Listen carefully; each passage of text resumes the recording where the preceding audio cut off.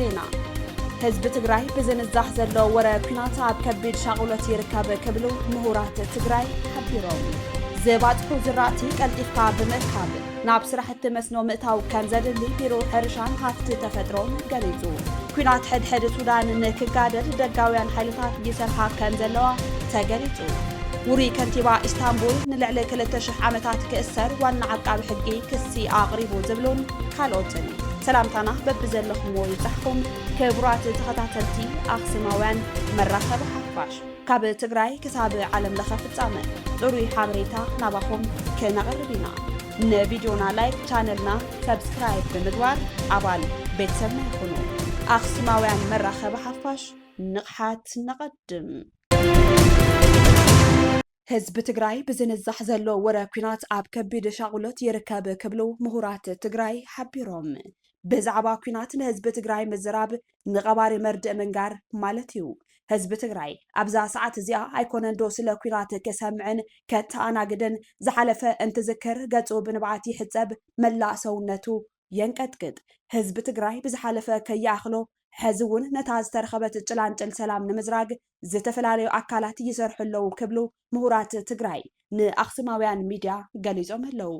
ኣብዚ ሕዚ እዋን ፖለቲካ ትግራይ ናብ ኣዝዩ ዝሓመቐ ብርኪ በፂሑ ይርከብ ድማ ይብሉ እቶም ምሁራት ኩሎም ወገናት ፖለቲካዊ ኣፈላልያቶም ንጎን ብምግዳፍ ኣብዚ ሕዚ እዋን ንትግራይ ዘድልያን እቲ እንኮ ኣማራፅን ሰላማዊ ዘተ እዩ ስለዚ ድማ ይብሉ ነቲ ለባምን መስተውዕልን ህዝቢ ትግራይ ዝግብኦ ዋጋ ንክወሃቦ ክሰርሑ ኣለዎም ክብሉ ሓሳቦም ገሊጾም ኣለው ብተወሳኺ እቶም ምሁራት ህዝቢ ትግራይ ኣብዚ ሕዚ ሰዓት በብዙሕ ምኽንያታት ኣብ ከቢድ ሻغሎት ይርከብ ስለዝኾነ ድማ ካብ ተኣትይዎ ዘሎ ፀበባ ንምውፃእ ጠለብ ይሓትተሎ ክብሉ ተዛሪቦም ህዝቢ ትግራይ ካብ ሕሉፍ ብምምሃር ኣብ ዓርሰ ዕቤትን ለውጥን ከምኡውን ብኩለ መዳይ ዝዓበየት ትግራይ ንምህናፅ ኣብ ምስራሕ ግደ መሪሕነት ዕዙዝ ግደ ኣለዎ ክብሉ ኣገንዚቦም እቶም ምሁራት ወሲኾም እንትገልጹ ኣብ ዝሓለፉ 5 ዓመታት ከም ህዝቢ ብዙሕ መስዋዕትነት ተኸፊሉ እዩ ስለዚ ድማ ነቲ ሕዚ ዝንዛሕ ዘሎ ወረ ህዝቢ ልቢሉ ዳግም ዋጋ ከይኸፍል ስኽን ኢልካ ምሕሳብ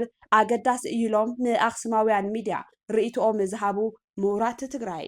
በመሰረት ውዕል ስምምዕ ፕሪቶሪያ ተኽስደው ካብ ዝብል 3 ዓመት መልእዎ ኣሎ እንተኾነ ግን ተመዛበልቲ ወገናት ናብ መረበቶም ኣይተመለሱን ግዛታዊ ሓድነት ትግራይ ናብ ንቡር ኣይተመለሰን ህዝቢ ትግራይ ብሰላሕታ ይሃልቀሎ ሕዝውን እንተኾነ ኩናት ክልዓል እዩ ብዝብል ኣብ ስግኣት ይርከብ ይብሉ ኣብ መወዳእታ ኩሉ ትግራዋይ ኣብ ውሽጢ ዓዲ ይኹን ኣብ ደገ ዝርከብ ማሕበረሰብ ትግራይ ምሁራን ፖለቲከኛታት ትግራይ ዳግም ናብ ኩናት ከይኣቱ ብዝኻልካዮ ለይትን ቀትርን ንሰላም ቀዳምነት ብምሃብ ንፅዓር ክብሉ እዞም ምሁራት ተማሕፂኖም ኣለው ዘባጥሑ ዝራእቲ ቀልጢፍካ ብምእካብ ናብ ስራሕቲ መስኖ ምእታው ከም ዘድሊ ቢሮ ሕርሻን ሃፍቲ ተፈጥሮን ትግራይ ገሊጹ እዚ ዝተገልጸ ብቢሮ ሕርሻ ሃፍቲ ተፈጥሮን ትግራይ ዝተመርሐ ዑደት ምጅማር ስራሕቲ መስኖን ብቴክኖሎጂ ዝተሓገዘ ምእካብ ምህርቲ 2017-18 ዓ.ም ኣብ ወረዳ እንደርታ ጣብያ ዓራቶ ኣብ ዝተሳለጠ ዑደት እዩ ክብል ድምፂ ወያነ ትግራይ ጸብጺቡሎ ምክትል ሓላፊ ቢሮ ሕርሻን ሃፍቲ ተፈጥሮን ትግራይ ኣይተ ኣበራ ከደነው ኣብ ዝበልዎ ኣብ ዝተፈላለዩ ከባቢታት ትግራይ ኣብ ዘበነ ምህርቲ 2017-18 ዓ.ም ምህርቲ ብእዋኑ ምእካብን ጎና ጎኒ ድማ ምልማዕ መስኖ እናካየዱ ምምጽኡ ብምግላጽ እቲ ሎሚ 3 ሕዳር 2018 ዓ.ም ኣብ ወረዳ እንደርታ ጣብያ ዓራቶ ዝሳለጥ ዘሎ ዑደት እውን ሓረስታይ እኹል ግንዛበ ፈጢሩ ኣብ ምጥቃም ዘመናዊ እታወታት ሕርሻ ትራክተራት ንመኼዳ ማሽን ትራክተር ንማሕረስ ፍርያት ሕርሻ ቀልጢፉ ኣኪቡ ሕዱር ጠልን ምጅማር ቅድመ ምድላዋት መስኖን ዝስራሓሉ ኩነታት እዩ ኢሎም ብፍላይ ድማ ኣብ መላእ ትግራይ ካብቲ ናይ መስኖ ገሪሁ ብተወሳኺ ኣብ ዝተረኸበት መሬት ገደና ኣሕምልቲ ብምትካል ዓርስና ምርኮሳና ክነረጋገጽ ይግባእ ክብሉ ድማ መልእኽቶም ኣሕሊፎም ኣብቲ ዑደት ዝተረኸቡ ዋና ኣመሓዳሪ ዞባ ደቡባዊ ምብራቕ ኣይተ ከላሊ ሓጋዚ ከም ዝበልዎ ኣብ ዘመነ ትምህርቲ 2017-18 ዓ.ም ከም ዞባ ኣብ 6 ገጠር ወረዳታትን 2 ከተማታትን ሓዊሱ 130,000 ሄክታር መሬት ሓረስቶት ብክላስተር ዝተፈላለዩ ዝራእቲ ክሽፈን ከም ዝተኻኣለን እዚ ድማ እቲ 12,000 ሄክታር ብዘበናዊ ቴክኖሎጂ ከም ዝተዘርአ ብምሕባር ሓዚ እውን ኣብ ምእካብ ምህርቲ እዞም እታወታት ሓረስቶት እናተጠቐሙ ምዃኖም ኣብሪሆም ኣብ ትዑደት ኣብ ምእካብ ምህርትን ምልስላስ ገርሁ መስኖን ምድላው ፈልስን ዝረኸብናዮም ሓረስቶት ብመንግስቲ ተጀሚሮም ዘለው ዘበናዊ ማሽነሪታት ጽቡቕ እኳ እንተኾኑ ናብ ኩሉ ሓረስታይ ክባፅሕን ከምኡ እውን ዘበናዊ እታወታት ሕርሻ ብፍላይ ድማ ነዳዲ ቀልጢፉ ክቐርበሎም ኣብ ዕዳጋ ምትእስሳር እውን ክስርሐሉን ኣተሓሳሲቦም ኩናት ሕድሕዱ ሱዳን ንክጋደድ ደጋውያን ሓይልታት ይሰርሓ ከም ዘለዋ ተገሊጹ ኩናት ሕድሕድ ሱዳን ገና መወዳእቱ ዘይፍለጥ ኮይኑ እዩ ዝቕፅል ዘሎ እዚ ካብ ዝጅመር ልዕሊ 2 ዓመትን መንፈቕን ኣቕጢሩ ዘሎ ኩናት እቲ ኩናት ንኽልቲኦም ወገናት ፖለቲካውን ወተሃደራውን ደገፍ ዝህቡ ናይ ደገ ሓይልታት ክናዋሕ ከም ዝኸኣለ ይንገር ትካላት ተጣባቕቲ ሰብኣዊ መሰላት ብሰንኪ እዚ ኩናት ልዕሊ 150,000 ሰባት ክመቱን ከለው ልዕሊ 12 ሚልዮን ድማ ከም ዝተመዛበሉ ይሕብር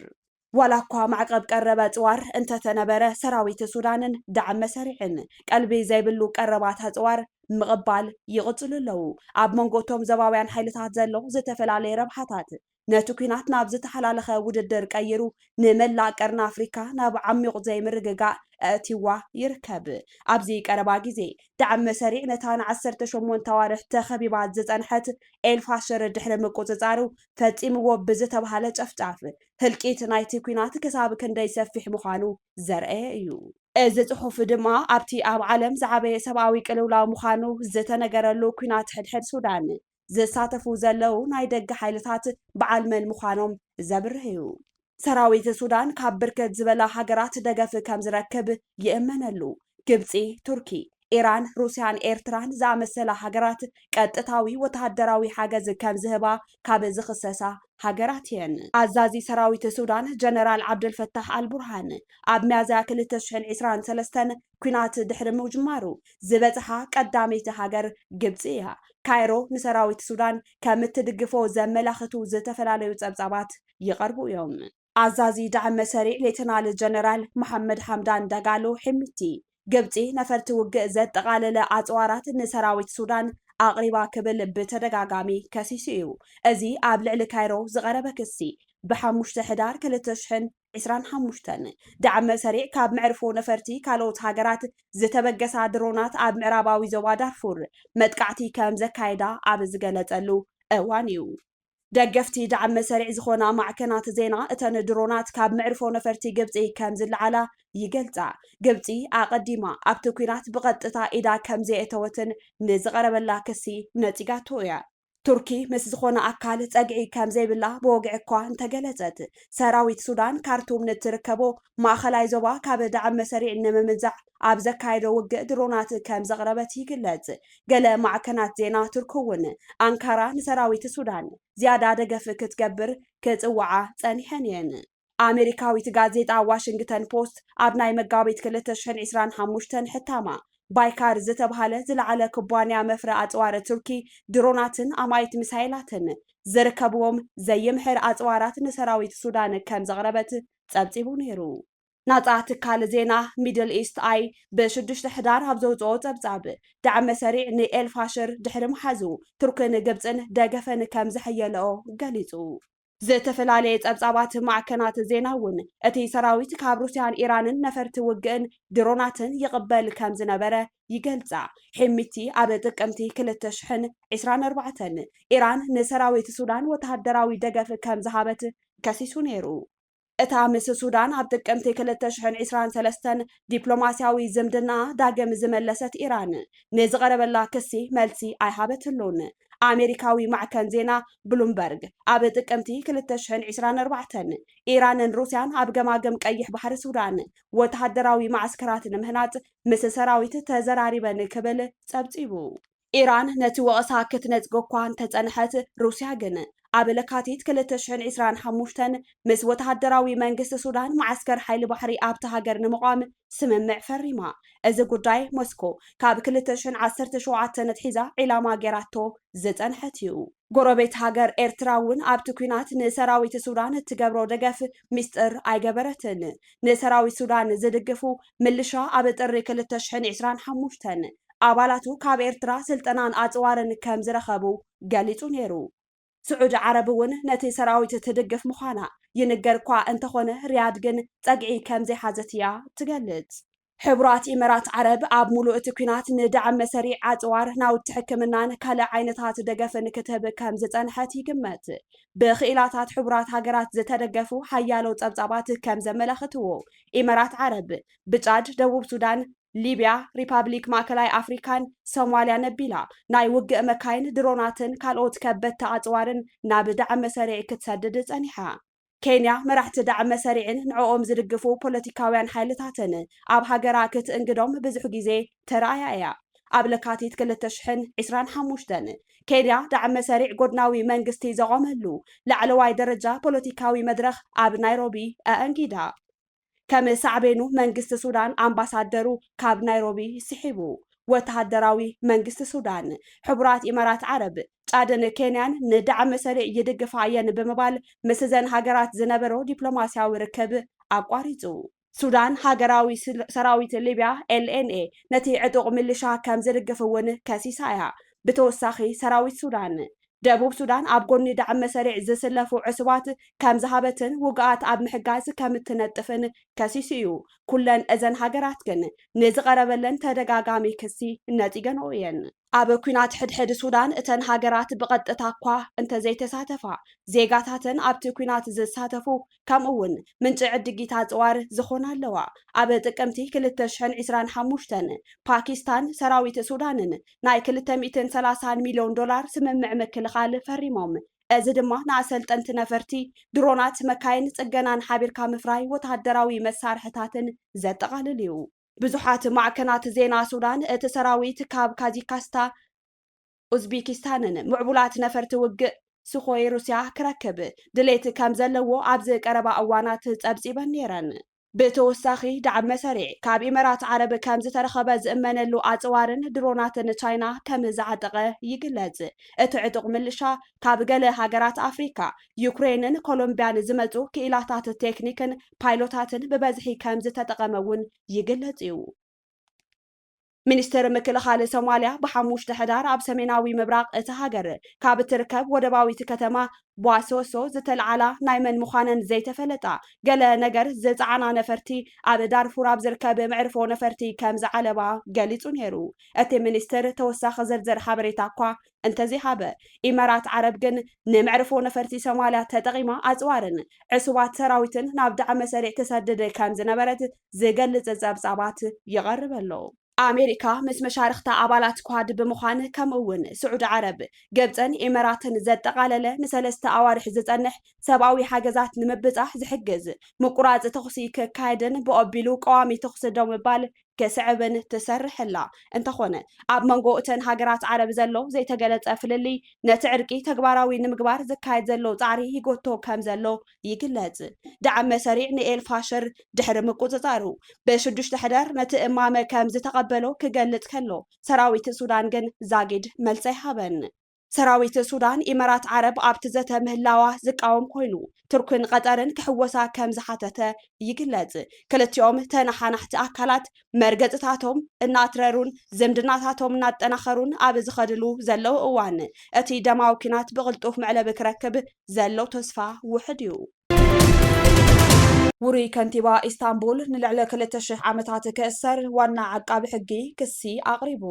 ዓቃቢ ሕጊ ናይታ ዝዓበይቲ ከተማ ቱርኪ ንህቡብ ከንቲባ ኤክረም ኢማሞግሉ ካብ 828 ክሳብ 2352 ዓመት ዝበፅሕ ማእሰርቲ ዝእዝዝ 142 ገበናት ብልሽውና ከሲሱ። ቀንዲ ፖለቲካዊ መወዳድርቲ ፕሬዚደንት ረሲብ ጣይብ ኤርዶጋን ተባሂሉ ዝግለጽ ኢማሞግሉ ብብልሽውና ተጠርጢሩ ካብ መጋቢት ጀሚሩ ኣብ ትሕቲ ቀይዲ እዩ ዝርከብ። ከንቲባ ኢስታንቡልን ተቃዋሚ ሰልፊ ሪፓብሊካን ህዝባዊ ሰልፍን ኢማሞግሉ ዝኾነ በደል ከም ዘይፈጸመ ብምግላጽ እቲ ፕሬዝደንትን መሻርክቱን ንውድቀቱ ዝኣለምዎ ምዃኑ እዩ ዝገልጽ። ይኹን እምበር ዋና ዓቃቢ ሕጊ እታ ከተማ ንኢማሞግሉ ጥራሕ ዘይኮነስ ንኻልኦት 401 ሰባት ዒላማ ብምግባር ከንቲባ ኢማሞግሉ መስራትን መርሕን ናይቲ ገበናዊ መርበብ ብልሽውና ከም ዝኾነ ዝገልጽ ክሲ ኣቕሪቡሎ።